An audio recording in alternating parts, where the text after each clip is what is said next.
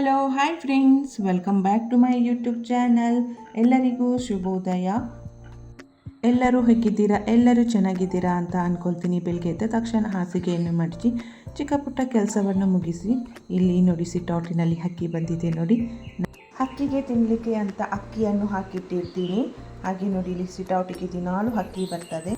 ಬೆಳಿಗ್ಗೆ ಎದ್ದ ತಕ್ಷಣ ಸ್ವಲ್ಪ ಅಕ್ಕಿಯನ್ನು ಇಟ್ಟಿರ್ತೀನಿ. ಪ್ರತಿದಿನ ಬಂದು ಅದು ತಿಂದು ಹೋಗ್ತದೆ ಹಕ್ಕಿ. ನೀರಿನಲ್ಲಿ ರಾತ್ರಿಯೇ ದ್ರಾಕ್ಷಿ ಖರ್ಜೂರವನ್ನು ನೆನೆ ಹಾಕಿ ಇಟ್ಟಿರ್ತೀನಿ. ಬೆಳಿಗ್ಗೆ ಎದ್ದ ತಕ್ಷಣ ಬ್ರಷ್ ಎಲ್ಲ ಮಾಡಿ ಫ್ರೆಶ್ ಅಪ್ ಆಗಿ ಒಂದು ಗ್ಲಾಸ್ ನೀರು ಕುಡಿದು ನಂತರ ನಾನು ನೆನೆ ಹಾಕಿರುವಂಥ ದ್ರಾಕ್ಷಿ ಖರ್ಜೂರವನ್ನು ತಿಂತೀನಿ.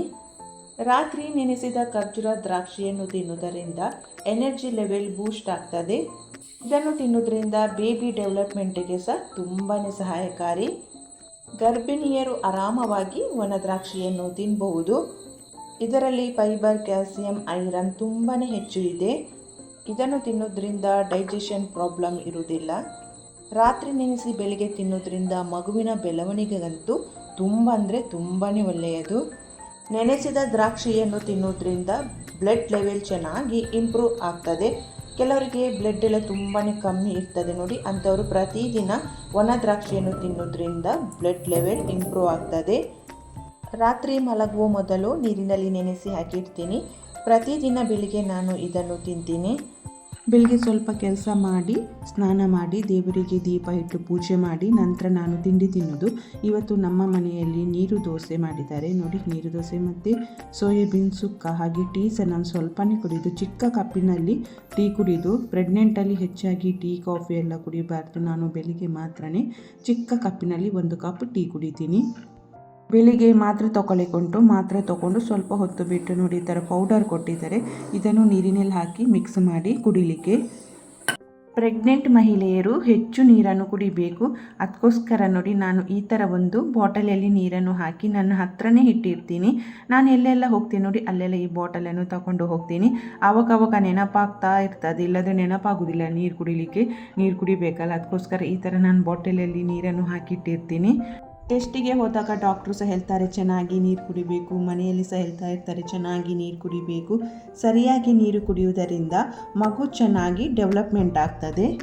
ಹೆಚ್ಚಾಗಿ ನೀರು ಕುಡಿಯುವುದರಿಂದ ಮಗುವಿನ ಸುತ್ತ ಇರುವ ನೀರು ಕರೆಕ್ಟಾಗಿರ್ತದೆ. ಪ್ರೆಗ್ನೆಂಟ್ ಮಹಿಳೆಯರು ನೀರು ಕುಡಿದಷ್ಟು ತುಂಬಾ ಒಳ್ಳೆಯದು. 10 ಗಂಟೆಗೆ ಏನಾದರೂ ಒಂದು ಫ್ರೂಟ್ಸ್ ತಿಂತೀನಿ. 10:30ಗೆ ಎಳ್ನೀರು ಕುಡಿತೀನಿ. ಇದರಲ್ಲಿ ಹೆಚ್ಚು ನೀರಿನಾಂಶ ಸಿಗುವುದರಿಂದ ಮಗುವಿಗೆ ತುಂಬಾ ಒಳ್ಳೆಯದು. ಮಗುವಿನ ಸುತ್ತಲಿನ ನೀರು ಸಹ ಜಾಸ್ತಿ ಮಾಡ್ತದೆ. ಮಗುವಿನ ಡೆವಲಪ್ಮೆಂಟಿಗೆ ತುಂಬಾ ಒಳ್ಳೆಯದು. ಪ್ರೆಗ್ನೆಂಟಲ್ಲಿ ಕೆಲವರಿಗೆ ತುಂಬಾ ವಾಮಿಟ್ ಇರ್ತದೆ. ಕೆಲವರಿಗೆ ಊಟ ಮಾಡಲಿಕ್ಕೆ ಸಹ ಆಗಲ್ಲ. ಕೆಲವರಿಗೆ ಅದು ತಿನ್ನಬೇಕು ಇದು ತಿನ್ನಬೇಕು ಅಂತ ಅನಿಸ್ತಾ ಇರ್ತದೆ. ಕೆಲವರಂತೂ ತುಂಬಾ ವೆಯ್ಟ್ ಜಾಸ್ತಿ ಆಗಿರ್ತಾರೆ. ಕೆಲವರಿಗೆ ಶುಗರ್ ಬರ್ತದೆ. ಹೀಗೆ ಕೆಲವರಿಗೆ ತಲೆನೋವು, ಸೊಂಟ ನೋವು, ಕೈ ನೋವು, ಒಬ್ಬೊಬ್ಬರಿಗೆ ಒಂದೊಂದು ರೀತಿ ತೊಂದರೆ ಇರ್ತದೆ. ಕೆಲವರಿಗೆ ಎಂತ ಸೇರುವುದಿಲ್ಲ, ಸುಸ್ತು, ತಲೆ ತಿರುಗುವುದು, ವಾಮಿಟ್ ಆಗೋದು, ಕೈ ನೋವು, ಬೆನ್ನು, ಕಾಲು ನೋವು ಈ ಥರ ಯಾವುದೇ ಇರುವುದಿಲ್ಲ. ಒಬ್ಬೊಬ್ಬರಿಗೆ ಒಂದೊಂದು ರೀತಿಯ ತೊಂದರೆ ಇರ್ತದೆ. ಕೆಲವರಿಗೆ ತುಂಬ ಕೈ ನೋವು, ಕಾಲು ನೋವು, ಸೊಂಟ ನೋವೆಲ್ಲ ಇರ್ತದೆ. ಕೆಲವರಿಗೆ ಕೈ ಕಾಲೆಲ್ಲ ತುಂಬಾ ದಪ್ಪ ಆಗಿರ್ತದೆ. ಕಾಲಿನ ಪಾದ ತುಂಬಾ ದಪ್ಪ ಆಗಬಾರ್ದಾದ್ರೆ ತುಂಬ ಹೊತ್ತು ಒಂದೇ ಕಡೆಯಲ್ಲಿ ಜಾಸ್ತಿ ನಿಲ್ಲುವುದು, ಕೂತಲ್ಲೇ ಜಾಸ್ತಿ ಕುಳಿತುಕೊಳ್ಳುವುದು ಮಾಡಬಾರ್ದು. ಆವಾಗ ಜಾಸ್ತಿ ಆಗ್ತದೆ. ಕಾಲಿನ ಪಾದ ಎಲ್ಲ ದಪ್ಪ ಆಗಬಾರ್ದಾದ್ರೆ ಚಿಕ್ಕ ಪುಟ್ಟ ವಿಷಯಗಳ ಬಗ್ಗೆ ಗಮನ ಹರಿಸಿದರೆ ಸಾಕಷ್ಟು ಕಂಟ್ರೋಲ್ ಮಾಡ್ಬೋದು. ನಾನು ಏನೆಲ್ಲ ಮಾಡ್ತೀನಿ ಅಂತ ಕೆಲವೊಂದು ವಿಷಯವನ್ನು ಶೇರ್ ಮಾಡ್ತೀನಿ. ನಾನು ಸಣ್ಣ ಎಕ್ಸಸೈಸ್ ಮಾಡ್ತೀನಿ. ಕೂತಲ್ಲೇ ಸುಮ್ಮನೆ ಕೂತುಕೊಳ್ಳುವ ಬದಲು ನೋಡಿ ಕೈಯನ್ನು ಈ ಥರ ನಿಧಾನವಾಗಿ ರೊಟೇಟ್ ಮಾಡಬೇಕು. ನಂತರ ನೋಡಿ ಈ ಥರ ಓಪನ್ ಕ್ಲೋಸ್ ಮಾಡೋದು ನೋಡಿ, ಈ ಥರ ಮಾಡೋದು.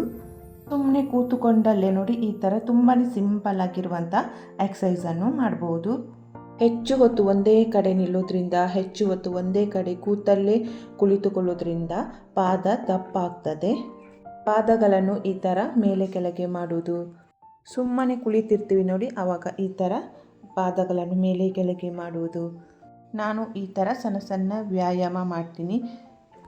ಪ್ರೆಗ್ನೆಂಟಲ್ಲಿ ತುಂಬಾ ಜಾಗರೂಕತೆಯಿಂದ ಇರಬೇಕಾಗ್ತದೆ ನೋಡಿ. ಈ ಥರ ಎಲ್ಲ ತುಂಬಾ ಸಿಂಪಲ್ ಆಗಿರುವಂಥದ್ದು ಎಕ್ಸಸೈಸ್. ನನಗೆ ಡಾಕ್ಟ್ರು ಹೇಳಿರುವಂಥದ್ದು ಬ್ರೀತಿಂಗ್ ಎಕ್ಸಸೈಸ್ ಮಾಡಲಿಕ್ಕೆ. ಮತ್ತು ನಾನು ಈ ಥರ ಎಕ್ಸಸೈಸ್ ಮಾಡ್ತೀನಿ. ಮತ್ತು ನೋಡಿ ಈ ಥರ ಸೈಡಿಗೆ ತುಂಬಾ ಎಕ್ಸಸೈಸ್ ವೀಡಿಯೋಸ್ ಎಲ್ಲ ಇದೆ ಯೂಟ್ಯೂಬಲ್ಲಿ. ಈ ಥರ ಎಕ್ಸಸೈಸ್ ಮಾಡಿದರೆ ನಾರ್ಮಲ್ ಡೆಲಿವರಿ ಆಗ್ತದೆ ಅಂತ. ಯಾವುದೇ ಎಕ್ಸಸೈಸನ್ನು ಸ್ಟಾರ್ಟ್ ಮಾಡುವ ಮೊದಲು ಡಾಕ್ಟರ್ ಹತ್ರ ಕೇಳಿ ನಂತರವೇ ನಾವು ಕೇಳದೆ ಒಮ್ಮೆಲೆ ನಾವು ಸ್ಟಾರ್ಟ್ ಮಾಡಿದರೆ ಅದರಿಂದ ತೊಂದರೆಯಾಗಬಹುದು. ಆಮೇಲೆ ಈ ಥರ ರೊಟೇಷನ್ ಮಾಡುವಂಥದ್ದು ನಿಧಾನವಾಗಿ ಮಾಡಬೇಕು. ಈ ಥರ ಮಾಡೋದ್ರಿಂದ ಬ್ಲಡ್ ಸರ್ಕ್ಯುಲೇಷನ್ ತುಂಬ ಚೆನ್ನಾಗಿ ಆಗ್ತದೆ, ಕಾಲಿನ ಪಾದ ದಪ್ಪ ಆಗೋದಿಲ್ಲ. ಈ ಥರ ನಿಧಾನವಾಗಿ ಎಕ್ಸಸೈಸ್ ಮಾಡಬೇಕು. ನೆಕ್ಸ್ಟ್ ನೋಡಿ, ನಾವು ಕಾಲನ್ನು ತುಂಬಾ ಹೊತ್ತು ಕೆಳಗಡೆ ಹಾಕಿಕೊಂಡು ಕುಳಿತುಕೊಳ್ಳೋದ್ರಿಂದ ಕಾಲು ದಪ್ಪ ಆಗ್ತದೆ. ಕಾಲೆಲ್ಲ ತುಂಬಾ ದಪ್ಪ ಆಗಿರ್ತದೆ ನೋಡಿ, ಅಂಥವರು ಕೂತ್ಕೊಳ್ಳುವಾಗ ನೋಡಿ ಈ ಥರ ಚೇರ್ ಮೇಲೆ ಕಾಲನ್ನಿಟ್ಟು ಈ ಥರ ಕೂತ್ಕೊಳ್ಬೇಕು. ಈ ಥರ ಚೇರ್ ಮೇಲೆ ಕಾಲನ್ನಿಟ್ಟು ಕೂತ್ಕೊಳ್ಳೋದು ತುಂಬಾ ಒಳ್ಳೆಯದು. ಈ ಥರ ಚೈರಿನಲ್ಲಿ ಇಡ್ಬೋದು, ಅಥವಾ ನೋಡಿ ಈ ಥರ ಸಣ್ಣ ಸ್ಟೂಲ್ ಇರ್ತದೆ ನೋಡಿ, ಅದರ ಮೇಲೆ ನೋಡಿ ಈ ಥರ ಕಾಲನ್ನು ಇಟ್ಟು ಕೂತ್ಕೊಳ್ಬೋದು. ತುಂಬ ಹೊತ್ತು ಒಂದೇ ಕಡೆ ಕುಳಿತುಕೊಳ್ಬೇಕಾದ್ರೆ ನೋಡಿ ಕಾಲನ್ನು ಈ ಥರ ಮೇಲೆ ಇಟ್ಟು ಕುಳಿತುಕೊಳ್ಬೇಕು. ಕಾಲನ್ನು ಕೆಳಗೆ ಇಟ್ಟು ತುಂಬ ಹೊತ್ತು ನೀವು ಕೂತ್ಕೊಂಡಿದ್ರೆ ಕಾಲು ದಪ್ಪ ಆಗ್ತದೆ ನೋಡಿ. ಈ ಥರ ಇಟ್ಟು ಕೂತ್ಕೊಂಡ್ರೆ ಕಾಲು ದಪ್ಪ ಆಗೋದಿಲ್ಲ ನೋಡಿ. ಈ ಥರ ಕೂತ್ಕೊಳ್ಳುವಾಗ ಸ್ವಲ್ಪ ಮೇಲೆ ಇಟ್ಟು ಈ ಥರ ಕೂತ್ಕೊಂಡ್ರೆ ತುಂಬಾ ಒಳ್ಳೆಯದು. ತುಂಬ ಹೊತ್ತು ಒಂದೇ ಕಡೆ ಕೂತ್ಕೊಂಡು ಕೆಲಸ ಮಾಡಬೇಕು ಅಂತ ಇದ್ದಾಗ ಬೆನ್ನಿನ ಹಿಂದೆ ಪಿಲ್ಲೋ ಇಟ್ಟು ಕಾಲನ್ನು ಈ ಥರ ಚೇರಿನ ಮೇಲೆ ಇಟ್ಟು ಕುಳಿತುಕೊಳ್ಳಬೇಕು. ಈ ಥರ ಕೂತ್ಕೊಳ್ಳೋದ್ರಿಂದ ಕಾಲು ನೋವು, ಕಾಲು ದಪ್ಪ ಆಗೋದು ಕಡಿಮೆ ಆಗ್ತದೆ. ಪ್ರೆಗ್ನೆಂಟಲ್ಲಿ ನಮ್ಮ ಇಡೀ ದೇಹವೇ ಚೇಂಜ್ ಆಗ್ತದೆ. ನಾನು ಸಹ ಸ್ವಲ್ಪ ದಪ್ಪ ಆಗಿದ್ದೇನೆ, ಹಾಗೆ ಸ್ವಲ್ಪ ನಾನು ಡ್ರೆಸ್ ಮೀಶೋದಲ್ಲಿ ಆರ್ಡರ್ ಮಾಡಿದ್ದೇನೆ. 3 ಡ್ರೆಸ್ ಬಂದಿದೆ. ಈಗ ಇದನ್ನು ನಿಮಗೆ ಅನ್ಬಾಕ್ಸಿಂಗ್ ಮಾಡಿ ತೋರಿಸ್ತೀನಿ. ಪ್ರೆಗ್ನೆಂಟ್ ಆದ ನಂತರ ದಪ್ಪವಾಗೋದು ಸಹಜ. ನನ್ನ ಹತ್ರ ಇರುವಂಥದ್ದು ಡ್ರೆಸ್ ಎಲ್ಲ ಎಸ್. ಈಗ ನಾನು ಎಮ್ಮಲ್ಲಿ ಆರ್ಡರ್ ಮಾಡಿದ್ದೀನಿ. ಅದೆಲ್ಲ ಸ್ವಲ್ಪ ನನಗೆ ಟೈಟ್ ಆಗ್ತದೆ, ಹಾಗಾಗಿ ಎಮ್ಮಲ್ಲಿ ಆರ್ಡರ್ ಮಾಡಿದ್ದೀನಿ. ಪ್ರೆಗ್ನೆಂಟ್ ಟೈಮಿನಲ್ಲಿ ಟೈಟ್ ಆಗಿರುವಂಥ ಡ್ರೆಸ್ ಹಾಕೋದು, ಟೈಟ್ ಆದ ಜೀನ್ಸ್ ಹಾಕೋದು, ಲೆಗ್ಗಿನ್ಸ್ ಹಾಕೋದು, ಟೈಟ್ ಆಗಿರೋದು ಯಾವುದೇ ಬಟ್ಟೆ ಹಾಕೋದು ಮಾಡಬಾರ್ದು. ಪ್ರೆಗ್ನೆಂಟ್ ಟೈಮ್ನಲ್ಲಿ ಸಡಿಲ ಲೂಸ್ ಆಗಿರುವಂಥ ಬಟ್ಟೆಯನ್ನು ಹಾಕಬೇಕು. ಟೈಟ್ ಆಗಿರುವಂಥ ಬಟ್ಟೆಯನ್ನು ಹಾಕಲೇಬಾರ್ದು. ಡ್ರೆಸ್ ಕ್ವಾಲಿಟಿ ತುಂಬಾ ಚೆನ್ನಾಗಿದೆ, ಕಾಟನ್. ಈ ಡ್ರೆಸ್ಸಿಗೆ 225 ರೂಪಾಯಿ. ಯೆಲ್ಲೋ ಕಲರ್ ನೋಡಿ ಎಷ್ಟು ಚೆನ್ನಾಗಿದೆ ನೋಡಿ. ಈಗ ನಾನು ನಿಮಗೆ ಡ್ರೆಸ್ಸನ್ನು ವೇರ್ ಮಾಡಿ ತೋರಿಸ್ತೀನಿ ನೋಡಿ, ಎಷ್ಟು ಚೆನ್ನಾಗಿದೆ ನೋಡಿ. ತುಂಬಾ ಚೆನ್ನಾಗಿದೆ ಕ್ವಾಲಿಟಿ ನೋಡಿ. ಕೈ ನೋಡ್ಬೋದು ಎಷ್ಟು ಉದ್ದ ಇದೆ ಮತ್ತು ತುಂಬಾ ಲೂಸ್ ಇದೆ ನೋಡಿ, ಸಡಿಲವಾಗಿ. ಪ್ರೆಗ್ನೆಂಟ್ ಟೈಮ್ನಲ್ಲಿ ಇದೇ ರೀತಿಯಾಗಿ ಲೂಸ್ ಆಗಿರುವಂಥ ಡ್ರೆಸ್ಸನ್ನು ಹಾಕಬೇಕು ಮತ್ತು ಕಾಟನ್ ಡ್ರೆಸ್ಸನ್ನು ಹಾಕಬೇಕು. 3 ಡ್ರೆಸ್ ಆರ್ಡರ್ ಮಾಡಿದ್ದೇನೆ ನಾನು. ಕಾಟನಲ್ಲಿ 3 ಡ್ರೆಸ್ ಇರೋದು. ಇದು ಕಲರ್ ನೋಡಿ ಎಷ್ಟು ಚೆನ್ನಾಗಿದೆ ನೋಡಿ, ತುಂಬಾ ಚೆನ್ನಾಗಿದೆ. ಪ್ರೆಗ್ನೆಂಟ್ ಟೈಮ್ನಲ್ಲಿ ಸ್ವಲ್ಪ ನಾವು ದಪ್ಪನೇ ಆಗಿರ್ತೀವಿ. ಡ್ರೆಸ್ ಪರ್ಚೇಸ್ ಮಾಡಬೇಕಾದ್ರೆ ಒಂದು ಸೈಜ್ ದೊಡ್ಡದು ಡ್ರೆಸ್ಸನ್ನು ಪರ್ಚೇಸ್ ಮಾಡಬೇಕು. ಹಾಗೆಯೇ ನಾವು ಹಾಕುವಂಥ ಚಪ್ಪಲಿ ಸಹ ಲೂಸ್ ಚಪ್ಪಲಿಯನ್ನು ಹಾಕಬೇಕು. ಹಿಂದಿನಕ್ಕಿಂತ ನಮ್ಮ ಬಾಡಿಯಲ್ಲಿ ಸಾಕಷ್ಟು ಬದಲಾವಣೆ ಆಗಿರ್ತದೆ. ಪ್ರೆಗ್ನೆಂಟ್ ಜರ್ನಿಯಲ್ಲಿ ತುಂಬಾ ಸಹಜ. ಕಾಲಿನ ಸೈಜು ಕೂಡ ಚೇಂಜ್ ಆಗಿರ್ತದೆ, ಕಾಲಿನ ಪಾದ ದಪ್ಪ ಆಗಿರ್ತದೆ. ಒಂದು ಸೈಜ್ ದೊಡ್ಡದು ಚಪ್ಪಲಿಯನ್ನು ನಾವು ಪರ್ಚೇಸ್ ಮಾಡಬೇಕು. ಲೂಸ್ ಆಗಿರುವಂಥದ್ದು ಒಂದು ಸೈಜ್ ದೊಡ್ಡ ಚಪ್ಪಲಿಯನ್ನು ಹಾಕೋದು ತುಂಬಾ ಉತ್ತಮ. ಇದು ನೋಡಿ ಇನ್ನೊಂದು ಡ್ರೆಸ್ ನೋಡಿ, ಈ ಥರ ಇದೆ ಬ್ಲ್ಯಾಕ್ ಕಲರಲ್ಲಿ ನೋಡಿ. ಕ್ವಾಲಿಟಿ ತುಂಬಾ ಚೆನ್ನಾಗಿದೆ. ಈ ಡ್ರೆಸ್ಸಿಗೆ 226. ನೆಕ್ಸ್ಟ್ ಡ್ರೆಸ್ ನೋಡಿ, ಇದು ಸಹ ನೋಡಿ ತುಂಬಾ ಚೆನ್ನಾಗಿದೆ. ಕಲರ್ ನೋಡಿ ಎಷ್ಟು ಚೆನ್ನಾಗಿದೆ ನೋಡಿ. 3 ಡ್ರೆಸ್ ಕಾಟನ್. ಇದು ಕ್ವಾಲಿಟಿ ತುಂಬಾ ಚೆನ್ನಾಗಿದೆ. ಸ್ವಲ್ಪ ದೊಡ್ಡ ಸೈಜ್ ತೊಗೊಂಡ್ರೆ ತುಂಬಾ ಒಳ್ಳೆಯದು. ನಾನು ಎಮ್ ಸೈಜಲ್ಲಿ ತೊಗೊಂಡಿದ್ದೀನಿ ನೋಡಿ, ಎಷ್ಟು ಚೆನ್ನಾಗಿದೆ ನೋಡಿ. ಪ್ರೆಗ್ನೆಂಟ್ ಜರ್ನಿಯಲ್ಲಿ ತುಂಬಾ ಲೂಸ್ ಆಗಿರುವಂತಹ ಸಡಿಲವಾಗಿರುವಂತಹ ಬಟ್ಟೆ, ಕಾಟನ್ ಬಟ್ಟೆಯನ್ನು ಹಾಕಬೇಕು, ತುಂಬಾ ಉತ್ತಮ. ಹಾಗೆಯೇ ನಾವು ಚಪ್ಪಲಿ, ಶೂ ಆಗಿರ್ಬೋದು, ತುಂಬಾ ಲೂಸ್ ಆಗಿರುವಂತಹ ಚಪ್ಪಲಿ, ಒಂದು ಸೈಜ್ ಹೆಚ್ಚು ಇರುವಂಥ ಚಪ್ಪಲಿ ಹಾಕೋದು ತುಂಬಾ ಒಳ್ಳೆಯದು. ಹೊಸ ಡ್ರೆಸ್ ಪರ್ಚೇಸ್ ಮಾಡಿದಾಗ ಫಸ್ಟಿಗೆ ವಾಶ್ ಮಾಡಿ ನಂತರವೇ ನಾವು ಡ್ರೆಸ್ಸನ್ನು ವೇರ್ ಮಾಡಬೇಕು. ತುಂಬ ಜನರ ಮನೆಯಲ್ಲಿ ಇವಾಗ ಟೈಲ್ಸ್, ಗ್ರಾನೈಟ್ ಹಾಕಿರ್ತಾರೆ. ಅದರಲ್ಲಿ ಟೈಲ್ಸಲ್ಲಿ ನೀರೆಲ್ಲ ಬಿದ್ದರೆ ಗೊತ್ತೇ ಆಗೋದಿಲ್ಲ. ತುಂಬ ಜಾಗ್ರತೆಯಿಂದ ನಾವು ಪ್ರೆಗ್ನೆಂಟ್ ಟೈಮ್ನಲ್ಲಿ ಆಚೆ ಓಡಾಡಬೇಕಾದ್ರೆ ತುಂಬ ಜಾಗ್ರತೆಯಾಗಿರಬೇಕಾಗ್ತದೆ. ಟೈಲ್ಸ್, ಗ್ರಾನೈಟ್ ಎಲ್ಲ ನೆಲಕ್ಕೆ ಹಾಕಿರ್ತಾರೆ. ಕೆಲವರ ಮನೆ ಅಂತೂ ತುಂಬಾ ಕೋಲ್ಡ್ ಇರ್ತದೆ. ಸಾಕ್ಸ್ ಹಾಕಿ ಓಡಾಡಿದರೆ ತುಂಬಾ ಒಳ್ಳೆಯದು. ಇವತ್ತೊಂದು ಮದುವೆ ಇದೆ, ಹಾಗೆ ಅಮ್ಮನಿಗೆ ಮದುವೆ ಹೋಗಲಿಕ್ಕಿದೆ. ಹಾಗೆ ಇಲ್ಲಿ ಇದು ಅಮ್ಮನದು ವಾರ್ಡ್ರೋಬ್. ಹಾಗೆ ಅಮ್ಮನಿಗೊಂದು ಸೀರೆಯನ್ನು ತೆಗೆದಿಡ್ತಾ ಇದ್ದೇನೆ. ನಾನು ಹಾಕಿರುವಂಥ ಬಳೆ ನೋಡಿ ಮತ್ತು ಅಮ್ಮನ ಸೀರೆ ನೋಡಿ ಮ್ಯಾಚಿಂಗ್ ಆಗ್ತದೆ ನೋಡಿ, ಒಂದೇ ಥರ ಇದೆ ನೋಡಿ. ಈಗ ನೋಡಿ ಅಮ್ಮ ರೆಡಿಯಾಗಿದ್ದಾರೆ ನೋಡಿ, ಈ ರೀತಿಯಾಗಿ ರೆಡಿಯಾಗಿದ್ದಾರೆ. ಅಮ್ಮ ಮದುವೆಗೆ ಹೋಗಿದ್ದಾರೆ. ಹಾಗೆ ಮಧ್ಯಾಹ್ನ ಊಟಕ್ಕೆ ಸಿಂಪಲ್ ಆಗಿರುವಂಥ ರೆಸಿಪಿ ಮಾಡ್ತಾ ಇದ್ದೇನೆ. ಸೌತೆಕಾಯಿ ಮೊಸರು ಹುಳಿ ಮಾಡ್ತಾ ಇದ್ದೇನೆ. ತುಂಬಾ ಸಿಂಪಲ್ ಮತ್ತು ಬೇಗನೆ ಈ ರೆಸಿಪಿ ರೆಡಿ ಆಗ್ತದೆ. ತಿನ್ನಲಿಕ್ಕೆ ಸಹ ತುಂಬಾ ರುಚಿಯಾಗಿರ್ತದೆ. ಇದೊಂದು ರೆಸಿಪಿ ಇದ್ದರೆ ಸಾಕು, ಬಿಸಿ ಅನ್ನದೊಟ್ಟಿಗೆ ತುಂಬ ಚೆನ್ನಾಗಿ ಊಟ ಮಾಡ್ಬೋದು. ಅಷ್ಟು ಚೆನ್ನಾಗಿ ಆಗ್ತದೆ ಊಟ ಮಾಡಲಿಕ್ಕೆ. ಮಂಗಳೂರು ಸೌತೆಕಾಯಿಯನ್ನು ಕಟ್ ಮಾಡ್ತಿದ್ದೇನೆ. ತಿನ್ನಲಿಕ್ಕೆ ತುಂಬಾ ರುಚಿಯಾಗಿರ್ತದೆ. ಈ ರೆಸಿಪಿ ನನಗಂತೂ ತುಂಬಾ ಇಷ್ಟ. ಸೌತೆಕಾಯಿದು ಸಿಪ್ಪೆಯನ್ನು ತೆಗಿಬೇಕು. ಸಿಪ್ಪೆಯನ್ನು ತೆಗೆದು ಸಣ್ಣ ಸಣ್ಣದಾಗಿ ಕಟ್ ಮಾಡಬೇಕು. ಸಣ್ಣ ಸಣ್ಣದಾಗಿ ಕಟ್ ಮಾಡಿದರೆ ಸೌತೆಕಾಯಿ ಬೇಗನೆ ಬೇಯ್ತದೆ. ಹಾಗೆ ನಾನಿಲ್ಲಿ ಸಣ್ಣ ಸಣ್ಣದಾಗಿ ಸೌತೆಕಾಯಿಯನ್ನು ಕಟ್ ಮಾಡ್ತಿದ್ದೇನೆ. ಸೌತೆಕಾಯಿಯನ್ನು ಕಟ್ ಮಾಡಿ ಆಗಿದೆ. ಈಗ ಇದನ್ನು ಬೇಯಲಿಕ್ಕೆ ಇಡುವ. ಪಾತ್ರೆಗೆ ಹಾಕಿಡುವ. ಸ್ವಲ್ಪ ನೀರು ಮುಳುಗುವಷ್ಟು ನೀರನ್ನು ಹಾಕಿ ಮತ್ತು ಉಪ್ಪು ರುಚಿಗೆ ಎಷ್ಟು ಬೇಕು ನೋಡಿ ಅಷ್ಟು ಉಪ್ಪನ್ನು ಹಾಕಿ ಇದನ್ನು ಬೇಯಲಿಕ್ಕೆ ಇಡಬೇಕು. ಈಗ ಇದನ್ನು ಬೇಯಲಿಕ್ಕೆ ಇಡುವ. ಅಷ್ಟು ತನಕ ಮಸಾಲೆಗೆ ರೆಡಿ ಮಾಡುವ. ಪ್ರೆಗ್ನೆಂಟ್ ಟೈಮ್ನಲ್ಲಿ ಉಪ್ಪಿನಾಂಶ ಇರುವಂಥ ಆಹಾರವನ್ನು ಕಡಿಮೆ ತಿನ್ನಬೇಕು.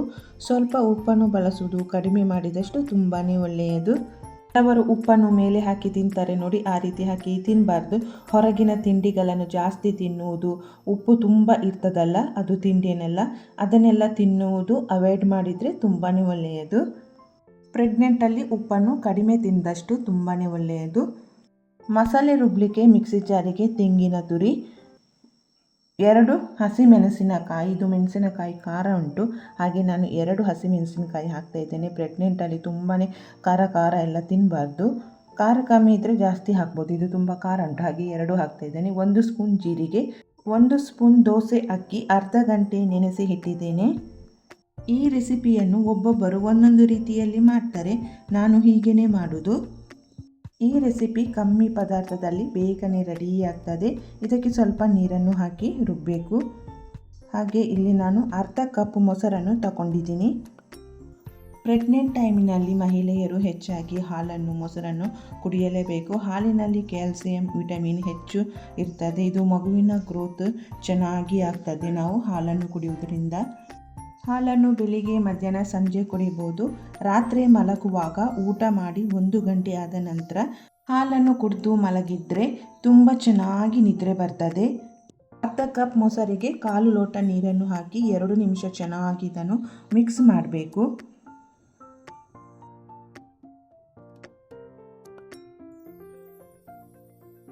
ಇಲ್ಲಿ ಸೌತೆಕಾಯಿ ಸಹ ಈಗ ಚೆನ್ನಾಗಿ ಬೆಂದಿದೆ. ಈಗ ಇದಕ್ಕೆ ರುಬ್ಬಿಟ್ಟಿರುವಂಥ ಮಸಾಲೆಯನ್ನು ಹಾಕುವ.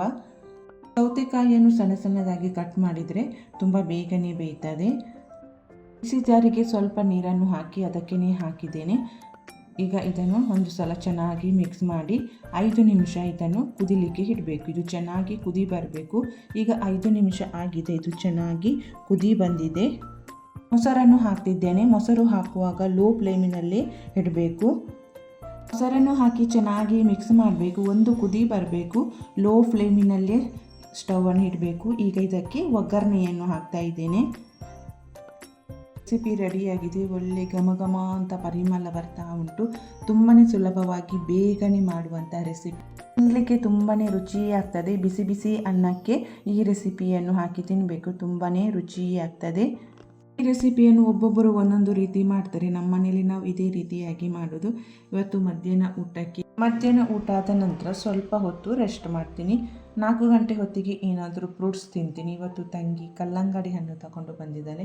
ಹಾಗೆ ಇವತ್ತು ಕಲ್ಲಂಗಡಿ ಹಣ್ಣು ತಿನ್ನುವ ಅಂತ ಈಗ ನಾನಿಲ್ಲಿ ಕಲ್ಲಂಗಡಿ ಹಣ್ಣನ್ನು ಕಟ್ ಮಾಡ್ತಾ ಇದ್ದೀನಿ. ಸೀತಾಫಲ ಹಣ್ಣು ಈಗ ಸೀಸನ್. ಎಲ್ಲ ಕಡೆ ಸೀತಾಫಲ ಹಣ್ಣನ್ನು ರೋಡ್ ಸೈಡಿನಲ್ಲೆಲ್ಲ ಮಾರಲಿಕ್ಕೆಲ್ಲ ಇಟ್ಟಿರ್ತಾರೆ. ಸೀತಾಫಲ ಹಣ್ಣು ಎಲ್ಲ ಕಡೆಯಲ್ಲಿ ಸಿಗ್ತದೆ. ಕೆಲವರಿಗೆ ಕಲ್ಲಂಗಡಿ ಹಣ್ಣು ತಿಂದರೆ ಶೀತ ಆಗ್ತದೆ. ಅಂಥವರು ಮೇಲೆ ಕಡೆ ಸ್ವಲ್ಪ ಉಪ್ಪು ಮತ್ತು ಕರಿಮೆಣಸಿದೆ ನೋಡಿ, ಅದರ ಪೌಡರನ್ನು ಹಾಕಿ ತಿನ್ನಬೇಕು. ತುಂಬ ಹಾಕಬಾರ್ದು ಉಪ್ಪು, ಸ್ವಲ್ಪ ಉಪ್ಪನ್ನು ಹಾಕಿ ತಿಂದರೆ ಶೀತ ಆಗೋದಿಲ್ಲ.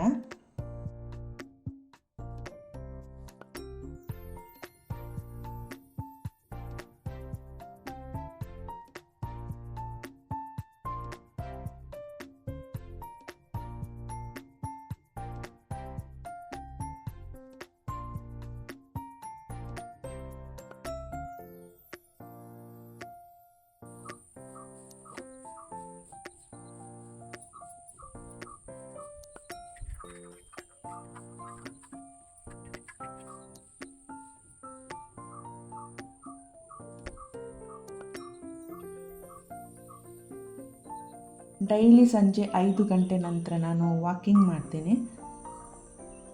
ಪ್ರೆಗ್ನೆಂಟ್ ಟೈಮ್ನಲ್ಲಿ ವಾಕಿಂಗ್ ಮಾಡಬೇಕು. ವಾಕಿಂಗ್ ಮಾಡಿದಷ್ಟು ತುಂಬಾ ಒಳ್ಳೆಯದು. ಪ್ರೆಗ್ನೆಂಟ್ ಟೈಮಿನಲ್ಲಿ ನಮ್ಮ ಇಡೀ ದೇಹವೇ ಚೇಂಜ್ ಆಗ್ತದೆ. ಕೆಲವೊಮ್ಮೆ ನಾವೇ ಅನ್ನುವಷ್ಟು ನಾವು ಬದಲಾಗಿರ್ತೀವಿ. ಕೆಲವರು ತುಂಬಾ ದಪ್ಪಾಗಿರ್ತಾರೆ. ಒಂದು ಸಲ ಮಗು ಹೊರಗಡೆ ಬಂದ ಮೇಲೆ ಎಲ್ಲ ಸರಿ ಹೋಗ್ತದೆ. ಮಗುವಿಗಿಂತ ನಾವು ಹೇಗೆ ಕಾಣ್ತೀವಿ ಅನ್ನೋದು ದೊಡ್ಡದೇನೂ ಅಲ್ಲ. ಪ್ರೆಗ್ನೆಂಟ್ನಲ್ಲಿ ಇರುವವರಿಗೆ ಮೊದಲನೇ ಸರಿ ಆದರೆ ಏನೋ ಭಯ ಇರ್ತದೆ. ನಾವು ಎಷ್ಟೇ ಧೈರ್ಯವಾಗಿದ್ದರೂ ಹೇಗೋ ಏನೋ ಅಂತ ಒಂದು ಸಲ ಆದರೂ ಬರ್ತದೆ. ನಾವು ತುಂಬ ಧೈರ್ಯವಾಗಿರಬೇಕು. ನಾವೇ ಯೋಚನೆ ಮಾಡಬೇಕು, ದಿನಕ್ಕೆ ಎಷ್ಟೋ ಜನ ಡೆಲಿವರಿ ಆಗ್ತಾರೆ. ಕೆಲವರಿಗೆ ಡೆಲಿವರಿ ಆಗೋ ತನಕ ಸಹ ತುಂಬಾ ಕಷ್ಟ ಇರ್ತದೆ. ಕೆಲಸಕ್ಕೆ ಹೋಗ್ತಾ ಇರ್ತಾರೆ. ಪ್ರೆಗ್ನೆಂಟ್ನಲ್ಲಿ ಹೆದರಿಕೆ, ನೆಗೆಟಿವ್ ಯೋಚನೆ ಮಾಡಬಾರ್ದು. ಖುಷಿಯಾಗಿ ಒಳ್ಳೆಯ ಊಟ ಮಾಡಿಕೊಂಡು ಖುಷಿಯಾಗಿ ಇರಬೇಕು. ಹೆಚ್ಚಾಗಿ ಯಾವುದೇ ರೀತಿಯ ನೆಗೆಟಿವ್ ಯೋಚನೆ ಎಲ್ಲ ಮಾಡಬಾರ್ದು. ಸಂಜೆ ಮತ್ತು ಬೆಳಿಗ್ಗೆ ನಮ್ಮ ಮನೆ ಹತ್ರ ತುಂಬ ಹಕ್ಕಿ ಬರ್ತದೆ. ಏನಾದರೂ ಇದ್ದರೆ ನೋಡಿ, ಈ ಥರ ನಾನು ಹಾಕಿಟ್ಟಿರ್ತೀನಿ. ಸಂಜೆ ಹೊತ್ತು ಹಕ್ಕಿ ಬಂದು ತಿಂತದೆ ನೋಡಿ. ಈಗ ನೋಡ್ಬೋದು, ಇಲ್ಲಿ ಹಕ್ಕಿ ತಿಂತಾ ಇದೆ ನೋಡಿ. ವಿಡಿಯೋ ಇಷ್ಟ ಆದರೆ ಲೈಕ್ ಮಾಡೋದನ್ನು ಮರಿಬೇಡಿ. ಚಾನಲನ್ನು ಸಬ್ಸ್ಕ್ರೈಬ್ ಮಾಡದೆ ಹೊಸಬರು ವಿಡಿಯೋ ನೋಡ್ತಾ ಇದ್ದರೆ ಚಾನಲನ್ನು ಸಬ್ಸ್ಕ್ರೈಬ್ ಮಾಡಿ. Thank you for watching.